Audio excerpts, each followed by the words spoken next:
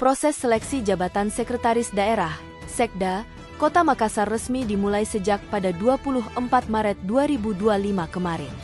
Pemerintah Kota, Pemkot, Makassar membuka peluang bagi aparatur sipil negara, ASN, yang memenuhi syarat, termasuk dari luar lingkup Pemkot Makassar, untuk ikut serta dalam seleksi ini.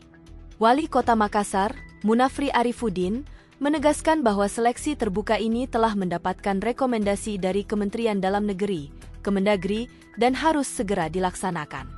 Pasalnya, masa jabatan penjabat, PJ, Sekda Makassar, Irwan Adnan, akan berakhir pada 18 April 2025. PJ-nya sudah mau habis, jadi seleksi ini harus segera berjalan. Kita tunggu proses job fit setelah Lebaran, kata Munafri pada Selasa 26 Maret.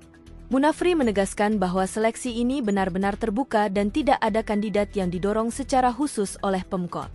Silakan ikut bersaing, yang penting bukan warga negara asing, ujarnya.